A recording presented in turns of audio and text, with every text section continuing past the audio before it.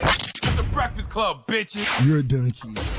Yes, Donkey of the Day for Friday, December 11th. Last live Donkey of 2020 goes to a former Savannah youth football coach named Gerald Williams. Salute to everybody in Savannah who listens to us on 94.1 The Beat. Drop on the clues bombs for Savannah, man.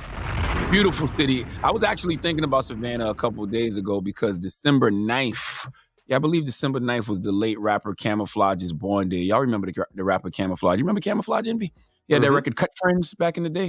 Yeah, he was tragically murdered back in 2003. He was outside of Pure Pain Studios with his 16-month-old son, and he was shot and killed with his son in his arms. He was only 21 years old. So rest in peace to Camouflage, Pure Pain Records. Drop on the clues bombs for Pure Pain Records.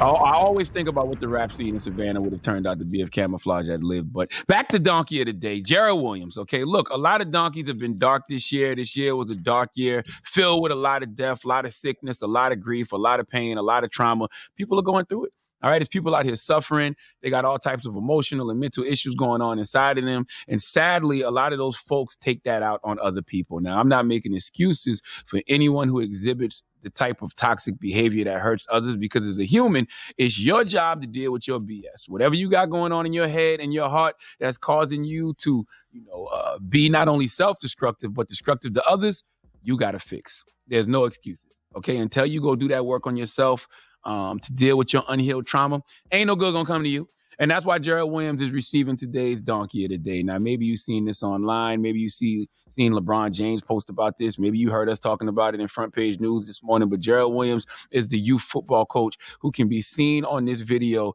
putting his hands on somebody's son that he coaches. Now, in the video, Gerald Williams appears to hit one of his players twice in the helmet.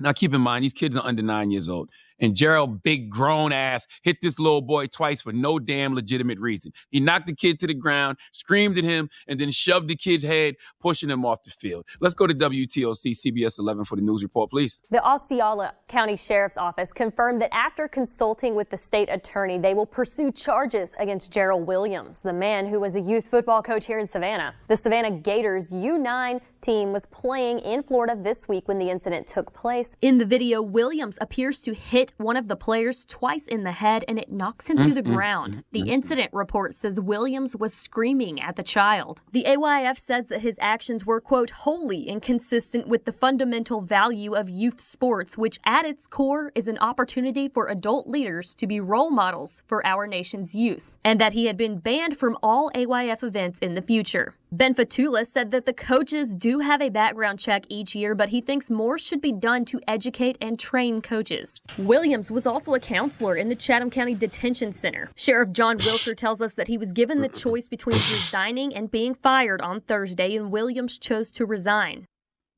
A counselor, huh? Well, sometimes counselors need counseling.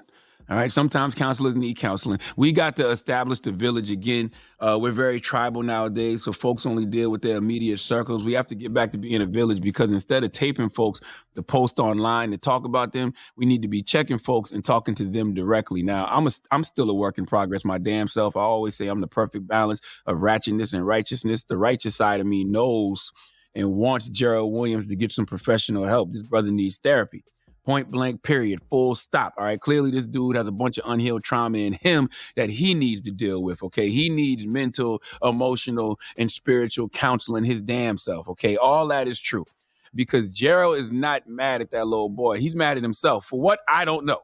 But it's something there. All right. A lot of unhealed trauma. But even with all that, I believe Gerald needs his ass whipped, okay? Where's Jake Paul when you need him? All right, street fights are great, but no, put some boxing gloves on him and put him in the ring with a grown man, and I'll bet you see Gerald get manhandled the same way he manhandled that under 9-year-old boy.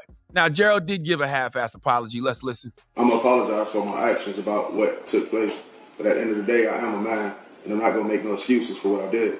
I was wrong.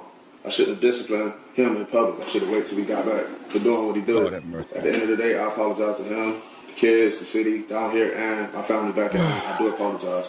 There's no excuse for my actions, He forgave me, and his parents have forgiven me. So nobody else should be bashing me. Thank you. That's not true. We shall bash you, okay? But we will destroy to build, all right? That's what you do. This is why you don't apologize under pressure. He apologized because he lost his job. He apologized because he's facing charges. He didn't apologize because he truly has remorse. He apologized because he got in trouble. Because he doesn't even see the error in his ways. He thinks people are upset because he did it in public. He said it verbatim. I shouldn't have done it in public. No, fool, you shouldn't have put hands on the little boy at all. All right? There is no excuse for the abuse. I've watched Lean on Me 1,000,000 times, and I thought Joe Clark had controversial and unconventional ways of discipline. But you make Joe Clark look like Mr. Miyagi. Joe Clark walked around with a baseball bat, but I never saw him use it. You ever seen Joe Clark use that baseball bat? I haven't. Now, we have some live footage. I haven't. Now, we have some live footage from one of Gerald Williams' huddles. Let's listen. I don't want winners out on the field. Who's a winner? I said, who's a winner?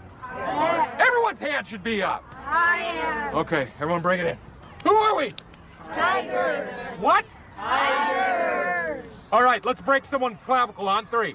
1, 2, 3. Break someone's clavicle. Field. Let's go.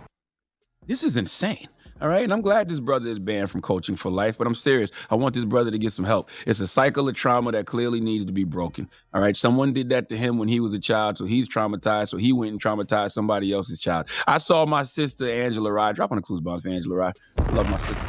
I saw her post this yesterday via the good brother Winston Duke, and I'm going to post it later on my IG because it is a word, okay? And the word is seeing unhealthy patterns in your family and deciding that those patterns end with you and will not be passed down to future generations is an extremely brave and powerful decision. Oof. Gerald Williams, what choice are you going to make, sir? Are you going to be brave and get some help for your toxic ways, or will you continue to be a self-sabotaging coward who passes his trauma on to others as opposed to healing what's hurting you? You have a choice. And a great coach named John Wooden once said, there is a choice you have to make in everything you do. So keep in mind that in the end, the choice you make makes you. What kind of man do you want to be moving forward, Gerald Williams? Please let Remy Ma give this former youth football coach, Gerald Williams, the biggest hee-haw. Hee-haw. You stupid motherfucker. Are you dumb? All right. Well deserved. Well deserved. All right. Well, thank you for that donkey of the day. Now, up next, DJ Shock. Now, a lot of you don't know who DJ Shock is, so break it down right fast. DJ Shock is from South Carolina. You know, he's a partner of mine. Been running with him for a long time. I think I met Shock like in 2002. You know what I mean? He's a DJ in Columbia, South Carolina, was in the strip clubs and the clubs. Now he works at a school in Columbia, South Carolina. But, you know, that lifestyle of DJing can catch up to you. That lifestyle of being a radio personality can catch up to you. You know, when you're not eating right, when you're not getting enough sleep, you're not going to the doctor, and it's caught up to my man DJ Shock. And DJ Shock needs a kidney transplant.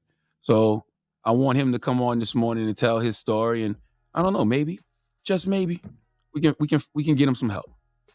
All right. So we'll get into that when we come back. Keep it locked. It's the Breakfast Club. Good morning.